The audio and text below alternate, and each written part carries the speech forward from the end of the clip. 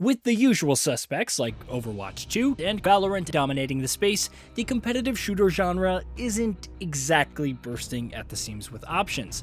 This August sees Firewalk Studios' Concord entering the fray as a new hero shooter, but perhaps more intriguing, it's Fragpunk, developed by Bad Guitar Studio, a subsidiary of NetEase Games. It's a free-to-play first-person shooter launching in 2025 exclusively for Xbox Series X and S and PC.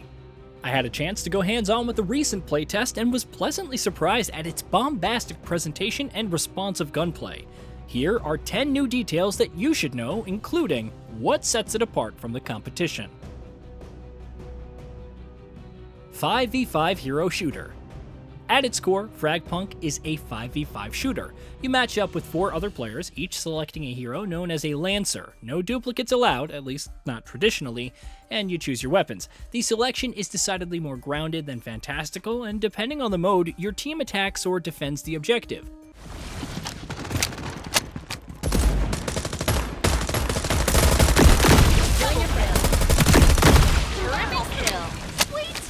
Of course, slaying out and eliminating the opposing team before the time expires is also an option.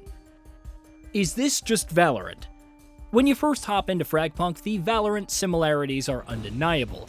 Sure, there are differences. You can sprint, ability uses refresh each round, and instead of buying weapons with money, each has a set number of uses.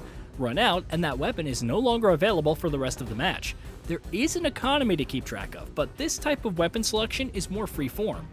Otherwise, much of what you've seen and probably loathed in Valorant applies here. Carefully peeking and even camping lanes to shoot any enemies that approach, planting and disarming the bomb, known as the Converter, creating barrels to seal off potential flanking routes, the list goes on. In the mist.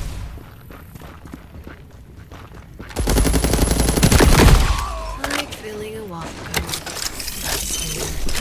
The gunplay feels pretty good and deceptively deep. You're well advised to hop into training to figure out each weapon's spread pattern and recoil. Playable Lancers. That we have Valorant at home connotation may persist when looking at certain playable heroes. Broker uses a rocket launcher and cluster grenades like Raze, but can also throw down some smokes to obscure sightlines. Nevertheless, there's a robust set of options here inspired by one hero shooter or another.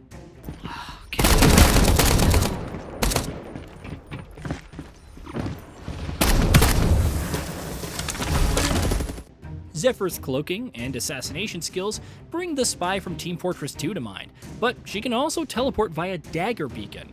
Kismet's detection is similar to Sova's Recon Bolt, but she can also Rift Walk, a risk-reward endeavor since you can't see other Lancers or their gadgets while it's activated.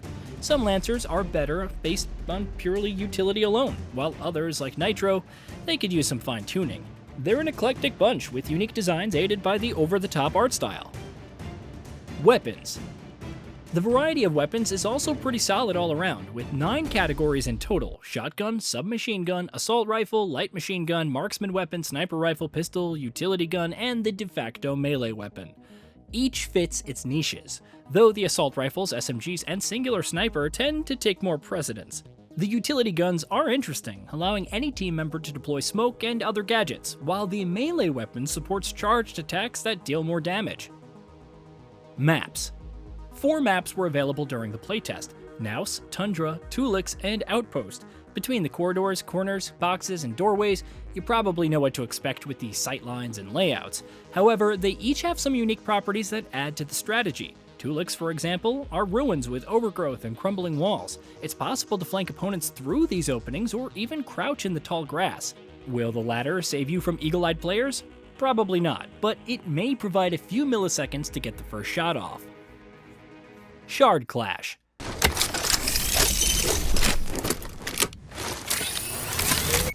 And this goes here.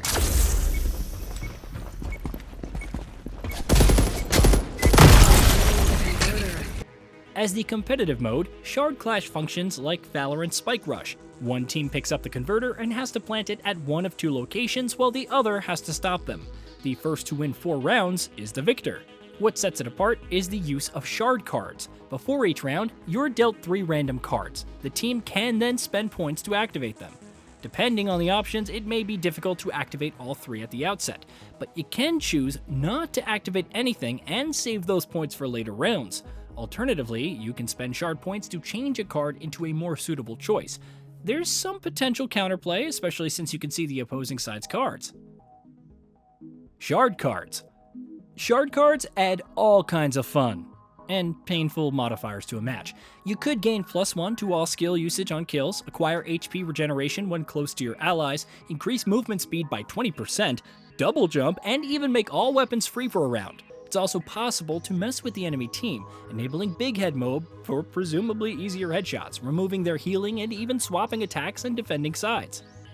As you level up, more shard cards become available, and while these stronger ones demand more shard points, they can be game-changing, like shotguns dealing extra fire damage or activating a blaze sword to deflect shots above the knees. Some shard cards also have effects that can be strengthened as you pour more shard points into them. Duels. A match of shard cards ends when a team reaches 4-round wins, but what happens if both teams are tied up 3-3?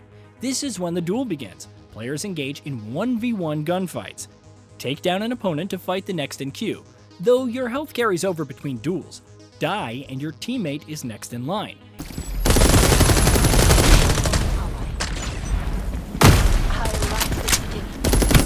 Each player can decide their place in the queue, and it's genuinely enthralling to watch, especially when arriving at the last player who is scared witless at having to clutch. Arcade modes. Outside of Shard Clash, you have arcade modes like Team Deathmatch and Scrimmage. As the name implies, the former sees 2 teams battling to reach 100 kills first. There are no restrictions on weapon choices, and abilities recharge over time. Scrimmage is like free-for-all deathmatch, and you can drop in while queued for some quick action. Once again, there are no restrictions on weapons, but abilities are absent, so it's all about gunplay. If you're keen on practicing Shard Clash with other players, a playlist against AI bots is also available. Shooting range and solo training. The shooting range is a must in titles like this to refine your aim and master the recoil and spread patterns of different weapons. Fragpunk's shooting range is pretty well equipped, with options for stationary and moving bots, aerial targets, time restrictions, etc. You can also shoot targets from 5 to 40 meters to improve accuracy and measure how precisely you should tap the trigger for some weapons.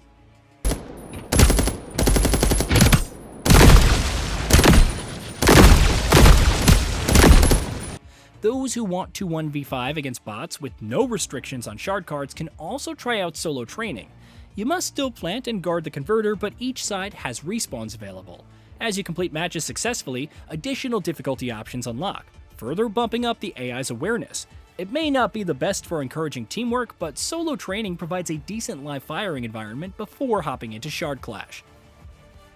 Hey, did you know that we at Gaming Bolt upload new videos every day? Stick around, drop a like, subscribe, and hit that bell. And let us know what kind of content you'd like to see in the future with a comment below.